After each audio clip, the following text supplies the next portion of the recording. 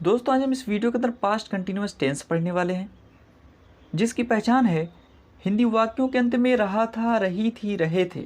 Example है, वह घर जा रहा था, वह खाना खा रहा था, तुम किताब पढ़ रही थी, हम सो रहे थे। अब देखिए, इन वाक्यों के अंदर रहा था, रही थी, रहे थे आया है। तो दोस्तों जिन भी हिंदी वाक्यों के अंत में रहा था, रही थी, रहे थे आ जाएगा तो वो क्या हो जाएगा, वो पास्ट कंटिन्यूअस टेंस हो जाएगा। दोस्तों इस वीडियो को बिल्कुल भी स्किप ना करें और आखिरी तक इस वीडियो को देखते रहें।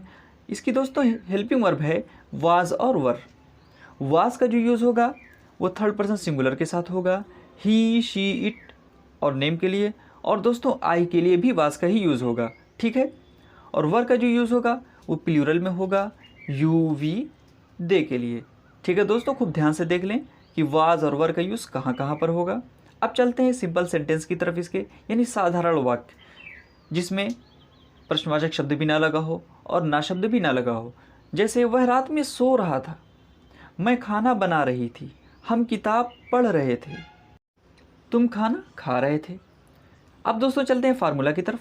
इसका फार्मूला है सब्जेक्ट प्लस वाज या वर्ब में से कोई एक प्लस वर्ब की फर्स्ट फॉर्म प्लस आईएनजी। दोस्तों वर्ब की फर्स्ट फॉर्म प्लस आईएनजी को वर्ब की फोर्थ फॉर्म भी बोलते हैं। अगर कहीं भी वर्ब की फोर्थ फॉर्म लिखी हो तो दोस्तों आप इसमें बिल्कुल भी ना घबराइएगा, वो वर्ब की फर्स्ट फॉर्म प्लस आईएनजी ही होता है, ठीक है, प्लस ऑब्जेक्ट। अब देखिए आपके सामने एग्जाम्पल लिखा है, वह स्कूल जा रहा था, ठीक है। अब इसमें सबसे पहले हमें सब्जेक्ट लगाना है। सब्जेक्ट हमारा क्या है, वह की इंग्लिश होती है ही, और ही के साथ हम लगाएंगे वाज। इसलिए वाज लगाएंगे क्योंकि ही जो है हमारा वो थर्ड पर्सन सिंगुलर है, तो हो जाएगा ही वाज। उसका वर्ब की फर्स्ट फॉर्म लगाएंगे। वर्ब हमारा क्या है, इसमें जाना, जाने की इंग्लिश होती है गो, तो गो के साथ हम आईएनजी भी लगा देंगे, तो क्या हो जाएगा, ही वाज गोइंग। उसके बाद हमारा ऑब्जेक्ट क्या है, स्कूल। वह स्कूल जा रहा था, he was going to school. मैं खाना बना रही थी। अब देखिए इसमें भी सबसे पहले सब्जेक्ट लगाना है। सब्जेक्ट हमारा है मैं की इंग्लिश होती है आई, और आई के साथ हम लोग अभी क्या पढ़े हैं कि आई के साथ हमें वाज ही लगाना है, वर नहीं लगाना है, तो क्या हो जाएगा, आई वाज। उसके बाद वर्ब हमारा है कुक, साथ में आईएनजी लगा दें, क्या हो जाएगा, आई वाज कुकिंग। उसके बाद ऑब्जेक्ट हमारा क्या है, food, I was cooking food. तुम सो रहे थे, यू वर स्लीपिंग। तो दोस्तों उम्मीद करता हूँ कि आपको सिंपल सेंटेंस समझ में आ गया होगा। खूब ध्यान से देखा करें दोस्तों वीडियो को। अब चलते हैं इसके नेगेटिव सेंटेंस की तरफ। जिन हिंदी वाक्यों में ना शब्द जुड़ जाए, जैसे वह स्कूल नहीं जा रहा था, तुम खाना नहीं खा रहे थे। फार्मूला है सब्जेक्ट प्लस वाज या वर्ब में से कोई एक प्लस नॉट प्लस वर्ब की first form plus ING plus object. अब इसका एग्जांपल देख लें, वह स्कूल नहीं जा रहा था। अब देखिए सबसे पहले इसमें हमें लगाना है सब्जेक्ट। सब्जेक्ट हमारा है वह की इंग्लिश होती है ही, और ही के साथ हम क्या लगाएंगे, वाज लगाएंगे। उसके बाद हम लगाएंगे नॉट, तो हो जाएगा ही वजंट। उसके बाद हम वर्ब की फर्स्ट फॉर्म लगाएंगे जो हो जाएगा गो, साथ में आईएनजी, तो क्या हो जाएगा, ही वजंट गोइंग। उसके बाद ऑब्जेक्ट हमारा क्या है, school, he wasn't going to school. तुम खाना नहीं खा रहे थे। इसमें भी देखिए सबसे पहले हम लगाएंगे सब्जेक्ट। सब्जेक्ट हमारा है यू, और यू के साथ हम लगाएंगे वर के बाद हम लगाएंगे नॉट, तो क्या हो जाएगा, यू वंट। उसके बाद हम वर्ब की फर्स्ट फॉर्म ईट, साथ में आईएनजी, तो क्या हो जाएगा, ईटिंग। ऑब्जेक्ट हमारा क्या है, food, you weren't eating food. वे नहीं सो रहे थे, दे वंट स्लीपिंग। तो दोस्तों उम्मीद करता हूँ आपको नेगेटिव सेंटेंस भी समझ में आ गया होगा। अब दोस्तों चलते हैं इंट्रोगेटिव सेंटेंस की तरफ, यानी जिन हिंदी वाक्यों में प्रश्नवाचक शब्द लग जाए, जैसे क्या वह स्कूल जा रहा था, वह खाना क्यों खा रहा था, तुम किताब क्यों पढ़ रहे थे, क्या वह दिल्ली जा रहा था। ठीक है दोस्तों, अगर इस तरह का सेंटेंस आ जाए तो इंट्रोगेटिव सेंटेंस कहलाएगा। अब चलते हैं इसके फार्मूला की तरफ। फार्मूला नंबर 1, सबसे पहले हम लगाएंगे वाज या वर्ब में से कोई एक, यानी helping verb plus subject plus verb की first form plus ING plus object. Formula 1 का यूज़ वहाँ होगा जहाँ पर क्या शब्द वाक्य के शुरू में आ जाए, जैसे क्या वह स्कूल जा रहा था, क्या तुम बाज़ार जा रहे थे, क्या मैं खाना खा रहा था। अगर इस तरह का सेंटेंस आ जाए दोस्तों तो वहाँ पर हम फार्मूला नंबर 1 का यूज़ करेंगे। अब दोस्तों चलते हैं एग्जाम्पल की तरफ। क्या वह स्कूल जा रहा था। अब सबसे पहले हमें लगाना है वाज या वर्ब में से कोई एक, तो हम यहाँ पर लगाएंगे दोस्तों वाज, क्योंकि जो हमारा सब्जेक्ट है वो थर्ड पर्सन सिंगुलर है यानी ही है, तो इसके साथ हम लगाएंगे सबसे पहले वाज। तो वाज के बाद हो जाएगा सब्जेक्ट। सब्जेक्ट हमारा क्या है, ही, तो हो जाएगा वाज ही। उसके बाद वर्ब की फर्स्ट फॉर्म जो है हमारा गो, साथ में आईएनजी लगा देंगे, क्या हो जाएगा, going, was he going. Object हमारा है क्या है, स्कूल, तो पूरा क्या हो जाएगा, was he going to school. क्या वह स्कूल जा रहा था? Was he going to school. क्या तुम खाना खा रहे थे? अब दोस्तों सबसे पहले हम लगाएंगे वाज या वर में से कोई एक। तो यहाँ पर लगेगा वर इसलिए लगेगा क्योंकि जो हमारा सब्जेक्ट है वो है तुम, और तुम की इंग्लिश होती है यू क्या है? प्लूरल है।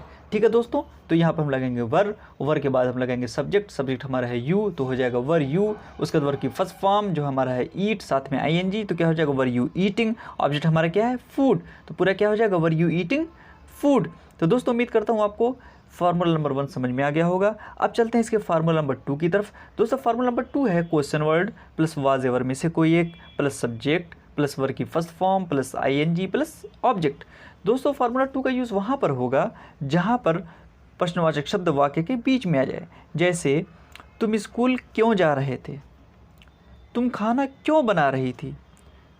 तुम कहाँ जा रहे थे? अगर इस तरह का सेंटेंस आ जाए तो वहाँ पर फार्मूला नंबर 2 का यूज़ करेंगे। अब दोस्तों चलते हैं इसके एग्जाम्पल की तरफ, एग्जाम्पल भी देख लेते हैं। वह स्कूल कब जा रहा था? अब देखिए सबसे पहले हमें लगाना क्वेश्चन वर्ड हमारा जो है यानी जो प्रश्नवाचक शब्द है वो है कब की इंग्लिश होती है व्हेन।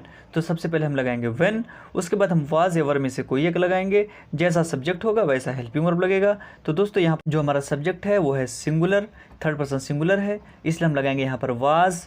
उसके बाद क्या हो जाएगा हमारा? When was. उसके बाद हम लगाएंगे सब्जेक्ट, तो सब्जेक्ट हमारा है ही, व्हेन वाज ही। उसके बाद वर्ब की फर्स्ट फॉर्म गो, साथ में ING, क्या हो जाएगा? When was he going.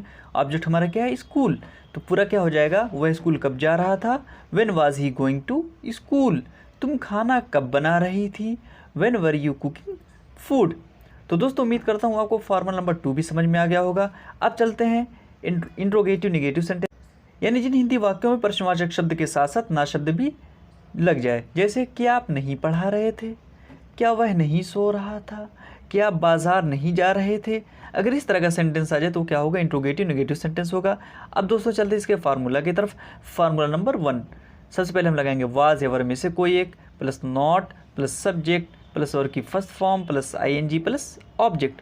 दोस्तों फार्मूला 1 का यूज़ वहाँ पर होगा जहाँ पर प्रश्नवाचक शब्द वाक्य के शुरू में आ जाए। जैसे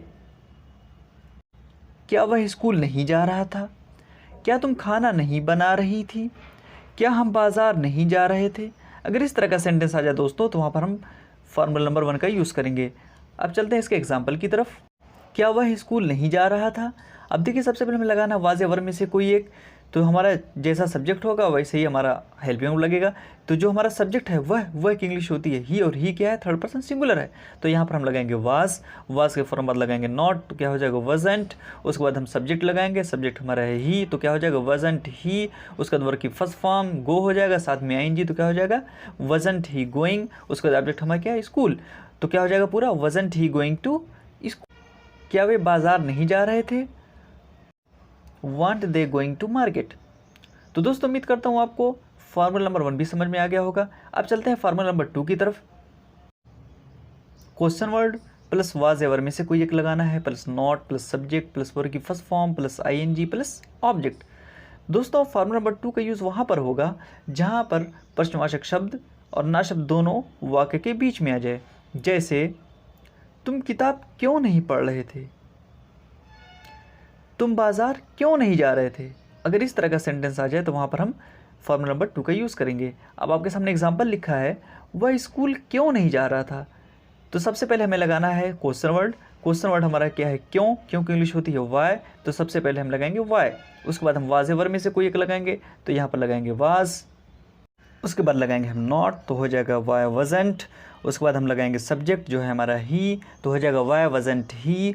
उसके बाद वर्ब की फर्स्ट फॉर्म जो है हमारा गो, साथ में ING हो जाएगा गोइंग, तो पूरा हो जाएगा why wasn't he going. Object हमारा क्या है? स्कूल, तो पूरा क्या हो जाएगा? Why wasn't he going to school. तुम खाना क्यों नहीं खा रहे थे? सबसे पहले हम लगाएंगे दोस्तों क्वेश्चन वर्ड हमारा है वाई के बाद हम लगाएंगे वाज या वर में से कोई एक, तो यहाँ पर लगेगा वर क्योंकि जो हमारा सब्जेक्ट है वो प्लूरल है, तो क्या हो जाएगा? Why were. उसके बाद हम नॉट लगाएंगे तो हो जाएगा वाई वंट। उसके बाद हम लगाएंगे सब्जेक्ट हमारा है यू, तो हो जाएगा वाई वंट यू। उसके बाद वर्ब की फर्स्ट फॉर्म जो है हमारी ईट, साथ में ING लगा देंगे, क्या हो जाएगा? Eating, why weren't you eating. Object हमारा क्या है? फूड, तो क्या हो जाएगा पूरा? Why weren't you eating food. दोस्तों उम्मीद करता हूँ आपको पास्ट कंटिन्यूअस टेंस समझ में आ गया होगा।